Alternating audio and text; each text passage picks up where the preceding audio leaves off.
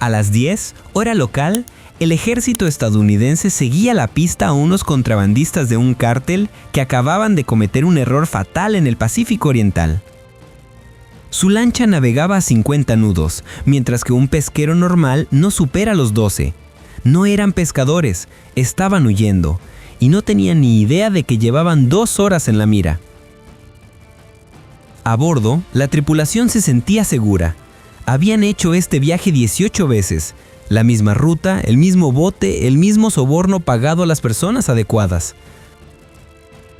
El timonel no paraba de comprobar su GPS. Iban a tiempo.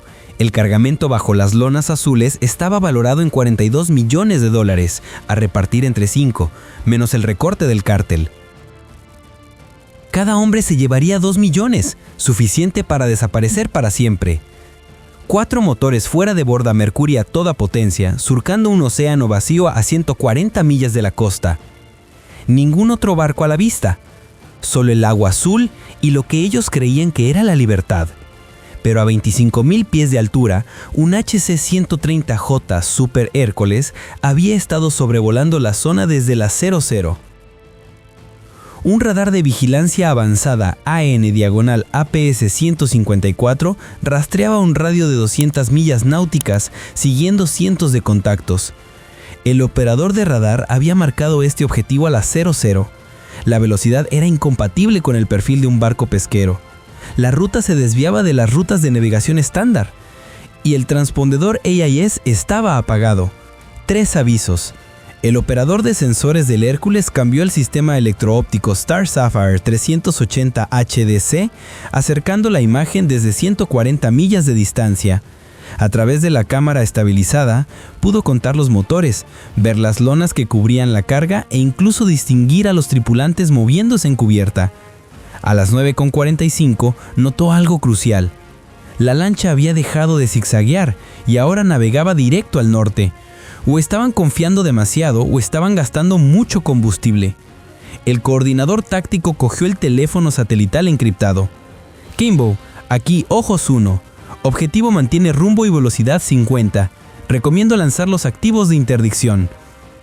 Los datos se transmitieron a través del Link 16 al Centro de Información de Combate del Kimbo, a la Fuerza de Tarea Conjunta Interagencial Sur en Key West y al enlace de la DEA que monitoreaba los patrones del cártel. El Kimbo estaba a 200 millas de distancia, demasiado lejos para interceptarlo a su velocidad máxima de 28 nudos. Pero la embarcación no necesitaba acercarse. La matemática era simple. La lancha se quedaría sin combustible en 4 horas a la velocidad actual. El helicóptero podía despegar, interceptar y resolver la situación mientras el guardacostas seguía avanzando. La lancha iba hacia el nor-nordeste a 50 nudos, probablemente en dirección a una nave nodriza o un punto de encuentro en la costa.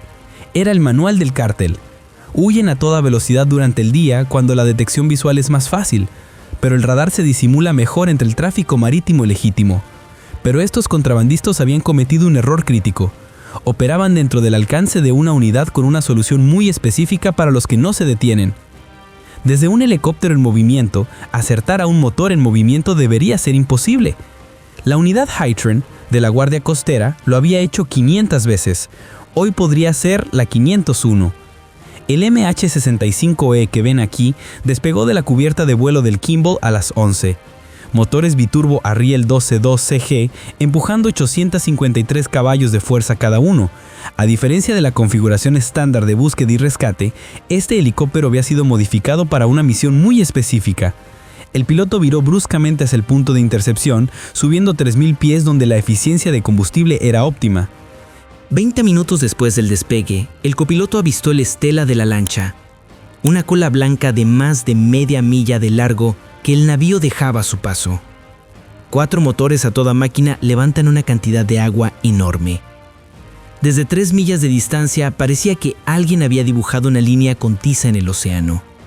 Los contrabandistas seguían con sus zigzags, totalmente ajenos a que habían sido rastreados durante más de 2 horas. A estas alturas, el patrón de los zigzags era un clásico del cártel. Cambian de rumbo cada 3 a 5 minutos.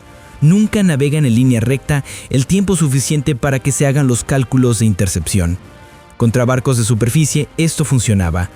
Una lancha patrullera intentando interceptarlos tendría que recalcular constantemente, quemando combustible extra con cada corrección de rumbo. Pero el helicóptero de arriba operaba en 3 dimensiones, mientras que la lancha zigzagueaba de lado a lado. El MH-65E simplemente volaba en línea recta, cortando caminos que la lancha no podía. Dale me gusta si te gusta ver cómo se aplica la estrategia militar más avanzada. Dentro de la lancha, los contrabandistas probablemente hacían sus propios cálculos. 4 motores Mercury 300 HP queman 25 galones por hora a máxima aceleración. El tanque tenía capacidad para 400 galones. Llevaban corriendo 2 horas. 200 galones consumidos. Les quedaban 2 horas de combustible, tal vez menos por el peso extra de la carga. El encuentro con la nave nodriza estaba a 3 horas de distancia a la velocidad actual. Alguien se había equivocado en sus cálculos o habían quemado más combustible de lo esperado durante el sprint inicial. De cualquier forma, la física se estaba convirtiendo en su enemiga. Mientras tanto, el helicóptero tenía 4 horas de autonomía y podía repostar en el gimbal si era necesario. Esto ya no era una persecución. Era una conclusión inevitable que se desarrollaba en cámara lenta. El piloto podía permitirse el lujo de ser paciente. Los contrabandistas, no. El helicóptero descendió a 500 pies y se acercó a la popa de la lancha, manteniendo una distancia de 500 metros. Este ángulo los mantenía fuera del alcance efectivo de armas pequeñas, a la vez que les proporcionaba un posicionamiento óptimo para lo que podría venir después. El piloto igualó la velocidad de la lancha e inició la fase de aviso que exigen los procedimientos de la Guardia Costera. Era el momento de que la tecnología hablara. El copiloto activó el dispositivo acústico de largo alcance, o LDRAD, capaz de proyectar comandos audibles a 162 decibeles. Esto es más fuerte que el lanzamiento de un cohete a corta distancia. Los mensajes se emitían en inglés y en español. Detengan su embarcación. Prepárense para el abordaje. Esta es la Guardia Costera de los Estados Unidos.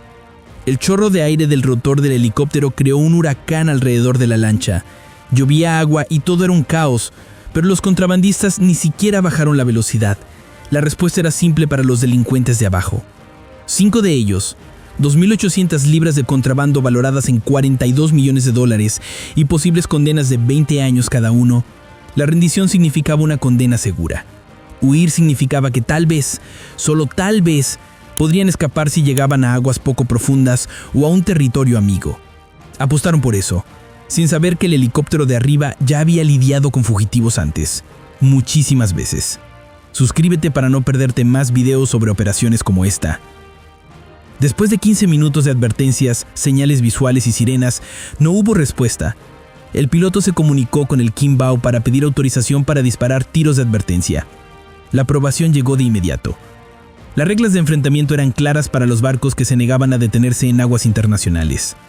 El artillero preparó la ametralladora M240B montada en el lateral, capaz de disparar 650 balas por minuto.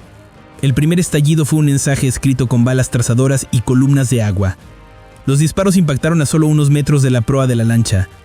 El sonido característico de la M240B, ese martilleo metálico que cualquiera que haya estado en combate sabe que es en serio, resonó por el agua. La mayoría de los contrabandistas se detienen en este punto, pero ellos no. Estos eran más desesperados o más estúpidos de lo normal. Aceleraron aún más. Los 4 motores Mercury a tope, las hélices patinando en las maniobras evasivas. La lancha viraba a babor, luego a estribor y luego otra vez a babor, intentando despistar al helicóptero. Contra un avión de ala fija esto podría funcionar, pero contra un helicóptero que puede pivotar más rápido que cualquier barco, era un teatro. Después de 3 ráfagas de advertencia, era evidente que estos contrabandistas habían elegido el camino difícil. El piloto informó: «Sujetos no colaboran». La respuesta fue inmediata: «Autorizado». El artillero de la nave cambió de la M240B a algo mucho más preciso. Un fusil semiautomático Barrett M107 con munición del calibre .50 BMG. Esto no era solo un cambio de arma, era un cambio de negociación a la neutralización de los motores. Específicamente, el artillero era parte del escuadrón táctico de interdicción en helicóptero Hytron con base en Jacksonville, la única unidad aérea de aplicación de la ley en el mundo autorizada para lo que ellos llaman uso de fuerza aérea. Las tripulaciones de Hytron son los depredadores del combate marítimo.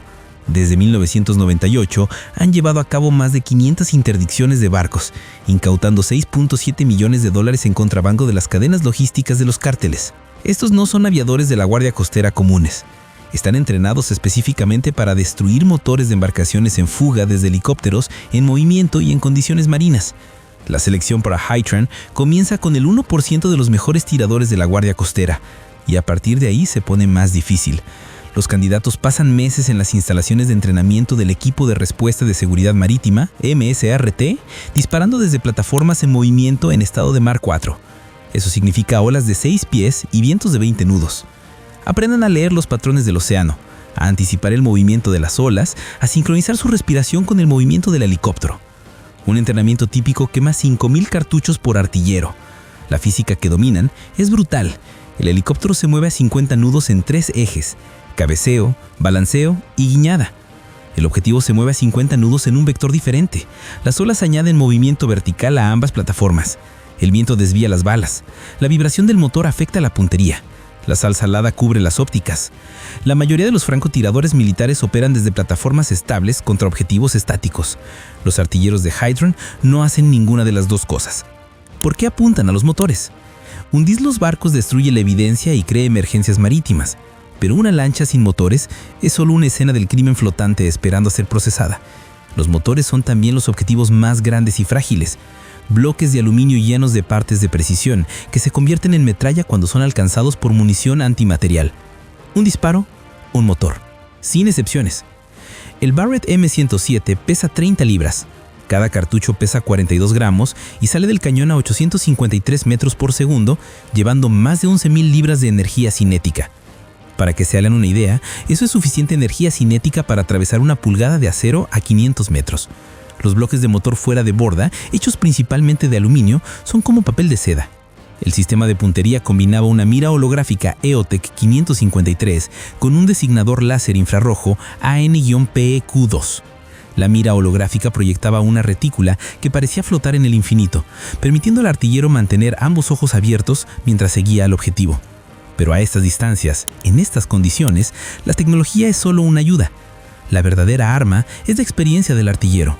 Más de 200 interdicciones, miles de cartuchos en entrenamientos, una memoria muscular que puede compensar el movimiento del helicóptero, el movimiento del objetivo y las olas simultáneamente. El primer disparo del calibre .50 dio en la cabeza de potencia del motor exterior de estribor. El Mercury de 300 caballos no solo se detuvo, se desintegró. Fragmentos de aluminio y aceite brotaron en una nube negra mientras los componentes internos de repente se volvían externos. La velocidad de la lancha cayó a de 50 a 38 nudos al instante. Los contrabandistas probablemente esperaban que 3 motores fueran suficientes para escapar. Esa esperanza se desvaneció con el segundo disparo. El motor exterior de babor recibió el disparo en su sección media, cortando las líneas de combustible y destruyendo la bomba de agua. El motor se paró en segundos. La velocidad ahora era de 25 nudos. La lancha empezaba a tambalearse en las olas. Esa maniobrabilidad agresiva se había esfumado. El tercer disparo fue casi una obra de arte. El artillero había encontrado su ritmo, ese estado zen en el que el movimiento del helicóptero, el movimiento del objetivo, el viento y la presión del gatillo se sincronizan. La bala entró en la unidad inferior del motor interior de estribor y salió por la cabeza de potencia, llevándose la mayoría de los componentes internos. Apenas iban a 12 nudos, manteniendo la dirección con dificultad. Un solo motor intentando mover una embarcación diseñada para 4. El cuarto y último disparo acabó con cualquier esperanza de escape. El último Mercury explotó en una lluvia de metal y aceite. La bala del calibre .50 convirtió la energía cinética en destrucción mecánica. La lancha pasó de ser apenas móvil a quedarse totalmente parada, sin motores, sin opciones, sin ningún lugar a donde ir. Los contrabandistas estaban ahora en su lancha, probablemente calculando si la cárcel federal era mejor que intentar nadar 200 millas hasta la costa. El helicóptero mantuvo su posición mientras el Kimball lanzaba el comité de bienvenida. 2 lanchas inflables de casco rígido de 7 metros, las RIB, salieron a toda velocidad, cada una con 6 operadores del equipo de aplicación de la Ley Táctica Sur. Estos no eran oficiales de patrulla con botes, eran personal de operaciones especiales marítimas entrenado para abordajes a la fuerza en ambientes hostiles, como el que se estaba viviendo. Las 2 lanchas se aproximaron en una maniobra de pinza. Sus motores diésel de 470 caballos las impulsaban a 45 nudos a través de las olas. Cada lancha llevaba un escuadrón de operadores del equipo de aplicación de la Ley Táctica Sur, con chalecos antibalas de nivel 4 con flotación integrada, carabinas M4A1 con miras holográficas EOTech y suficientes opciones no letales para manejar cualquier nivel de resistencia.